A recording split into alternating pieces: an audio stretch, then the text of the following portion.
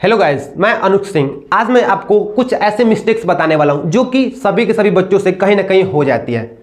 अगर मैं आपसे एक कॉमन सा सवाल पूछूं कि क्या एग्जाम में अच्छे नंबर्स लाने के लिए सिर्फ और सिर्फ बेस्ट प्रिपरेशन होना ही जरूरी है, तो शायद आपका जवाब होगा हाँ। लेकिन मैं आपको बता दूं ऐसा नहीं है।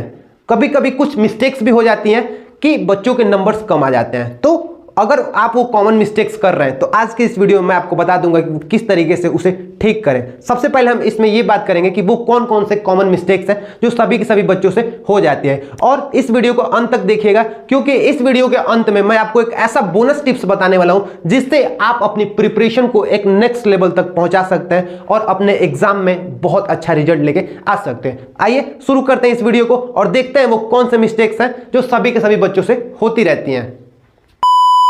तो हेलो बच्चों, आइए देखते हैं वो कौन सा मिस्टेक है। सबसे पहली मिस्टेक, 1/2 टीचर्स फॉर 1 सब्जेक्ट। इस चीज को ध्यान समझिएगा। अक्सर बच्चे क्या करते हैं कि किसी एक पार्टिकुलर सब्जेक्ट को तैयार करने के लिए बहुत सारे टीचर्स के वीडियोस या टीचर से पढ़ लेते हैं, और जो कि एक बहुत बड़ा मिस्टेक होता है। अक्सर होता क्या है कि जैसे मान लीजिए आप स्कूल में भी पढ़ रहे हैं अलग टीचर से, फिर आप कोचिंग में पढ़ रहे हैं किसी और टीचर से, फिर आप यूट्यूब पे पढ़ रहे हैं किसी और टीचर से, 3 या 4 टीचर से आप पढ़ रहे हैं। और होता क्या है कि सभी के सभी टीचर्स के समझाने की चीजें अलग होती हैं, समझाने का तरीका अलग होता है, और वो आपके दिमाग को कहीं ना कहीं कंफ्यूज कर देता है। तो इसी चीज को ठीक करते हैं। कैसे ठीक करेंगे? आपको मैक्सिमम किसी एक सब्जेक्ट के लिए, मान लेते हैं कि आप साइंस का प्रिपरेशन कर रहे हैं, तो आपको साइंस के लिए मैक्सिमम 1 से 2 टीचर को फॉलो करना है। अगर आपके स्कूल के टीचर की बातें अच्छी लगती है तो आप उनको फॉलो करिए, या फिर आपको यूट्यूब की बातें अच्छी लगती है तो उनको फॉलो करें, या फिर आपके कोचिंग के ट्यूटर्स की अगर बातें समझ में आती है तो उनको फॉलो करें। टू द पॉइंट क्या है कि किसी एक पर्टिकुलर सब्जेक्ट के लिए किसी एक या मैक्सिमम 2 ही टीचर को क्या करना है बच्चों, फॉलो करना है। बच्चे क्या करते हैं, एक ही चीज को समझने के लिए बहुत सारे टीचर्स के फॉलो करने लगते हैं, और वो आपके दिमाग को कहीं ना कहीं डिस्टर्ब कर देता है, आपकी कंसंट्रेशन को भंग कर देता है, और आप डिस्ट्रैक्शन के संबंध में चले जाते हैं।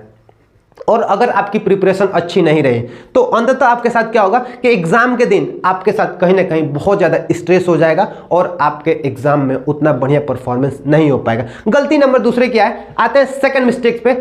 वो है सबसे कॉमन चीज, बच्चे क्या कर रहे हैं, आज नहीं कल से पढ़ूंगा। इस चीज में बहुत गौर से समझिएगा, आज नहीं कल से पढ़ूंगा।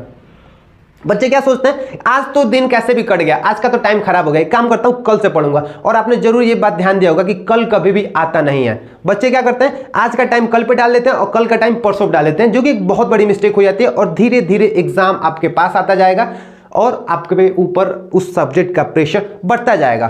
तो इस चीज पे काम करें, इसको दूर करें। मिस्टेक नंबर तीसरे की बात करते हैं, लैक ऑफ राइटिंग प्रैक्टिस। बच्चों से मान लेते हैं आपने बहुत अच्छी पढ़ाई कर ली, आपकी प्रिपरेशन बहुत अच्छी चल रही है, आपका सब कुछ तैयार है, लेकिन आप आंसर राइटिंग नहीं लिख रहे हैं।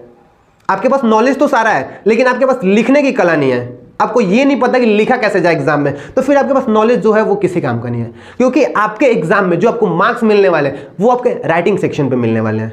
आप जिस आंसर को भी लिख रहे हैं, कितने अच्छे तरीके से लिख रहे हैं, उसी पे आपको नंबर मिलने वाला है। तो अगर आप कहीं प्रिपरेशन में अपने राइटिंग, आंसर राइटिंग को नहीं ऐड किया है तो आज ही के आज ऐड करें और अपने प्रिपरेशन को एक नेक्स्ट लेवल तक पहुंचाएं। आंसर राइटिंग बहुत बड़ा फैक्टर है नंबर लाने के लिए। बात आती है चौथे मिस्टेक पे, सोने से पहले कल का टारगेट। ये बात बहुत कॉमन सी चीज है। बच्चे क्या करते हैं, जैसे मान लीजिए आज आपने पढ़ लिया, कल आप फिर उठे सो के, अब आप सोच रहे हैं आज क्या पढ़ूं, समझ में नहीं आ रहा है आज क्या पढ़ें, फिर आप रैंडम कोई भी सब्जेक्ट उठा लेते हैं। ऐसी गलती बिल्कुल नहीं करनी। करना क्या है, कल सुबह आपको कौन सी चीज प्रिपेयर करनी है उसका टारगेट आज ही शाम को बना लेना है कि भाई अगर मैं आज ये पढ़ लिया हूं तो कल मेरा इस सब्जेक्ट को पढ़ना है, चाहे मैथ्स हो, चाहे साइंस, चाहे एसएसटी, किसी को भी हो सकता है। आपको कल किस चीज की तैयारी करनी है उसका टारगेट आज ही होना चाहिए। इस पे आप काम करेंगे तो कल आपको सोचना नहीं होगा कि पढ़ना क्या है। आप टू द पॉइंट सो के उठेंगे, अपने आप को फ्रेश महसूस करेंगे और अपने पढ़ाई पे लग जाएंगे। इस चीज पे भी काम करना है। आते हैं 5वें मिस्टेक पे, इग्नोरिंग 80-20 रूल।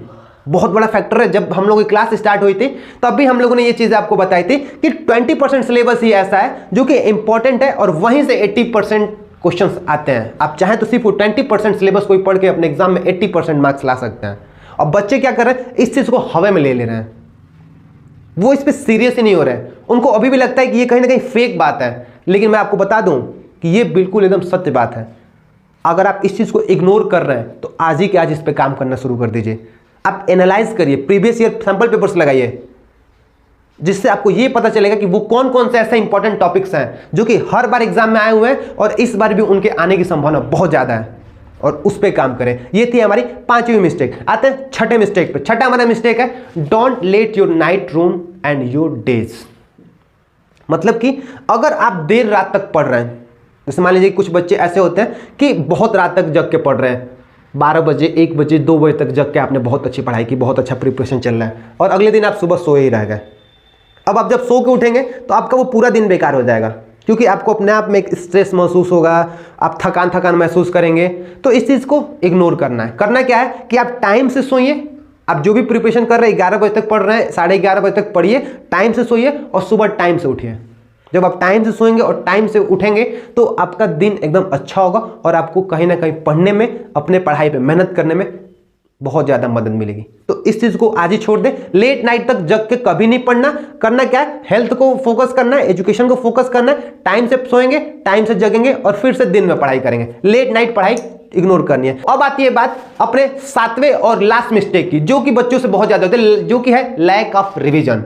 बच्चे पढ़ तो बहुत अच्छे रहे हैं, आपने मेहनत तो पूरे साल किया है, आपका सारा सिलेबस कंप्लीट हो गया है, पढ़ाई बहुत अच्छी चल रही है, लेकिन कमी कहाँ रह गई है, वो है रिवीजन में।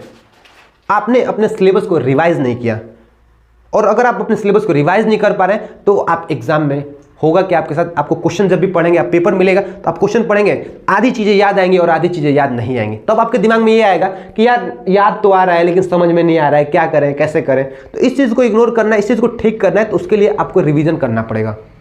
बेस्ट रिविजन करिए। अगर आप चाहते हैं कि अपने प्रिपरेशन को बूस्ट करना है तो हमारे प्लेलिस्ट में काफ़ी वीडियोस पड़े हैं, हमारे वीडियोस जाके देखिए, किसी भी टीचर के वीडियोस जाके देखिए और रिवीजन को कंप्लीट करिए। यूट्यूब पे बहुत सारे अच्छे अच्छे टीचर्स पढ़े हैं जिनके 1 शॉट्स वीडियो रिवीजन वीडियोस पड़े हुए हैं, वो जाके देखिए और आज ही के आज कंप्लीट करिए। रिवीजन बहुत ज़्यादा इंपॉर्टेंट है। अगर आप चाहते हैं कि आपके एग्जाम में 90+ मार्क्स रहें तो आपको बहुत अच्छे तरीके से रिवीजन करना ही होगा। और ये थे हमारे वो 7 मिस्टेक जो कि बच्चों को, कॉमन बच्चे कर देते हैं। और अगर आप ऐसा मिस्टेक कर रहे हैं तो एक ये मिस्टेक ऐसे मिस्टेक है जो कि एक टॉपर बच्चे को भी एवरेज स्टूडेंट बना के छोड़ देती है। तो इन मिस्टेक से दूर रहें और अपने प्रिपरेशन पे फोकस करें, इन कमियों को दूर करें और अच्छे से अच्छी तरीके से पढ़ाई करें। मिलते हैं अगले वीडियो में। आज के लिए जय हिंद।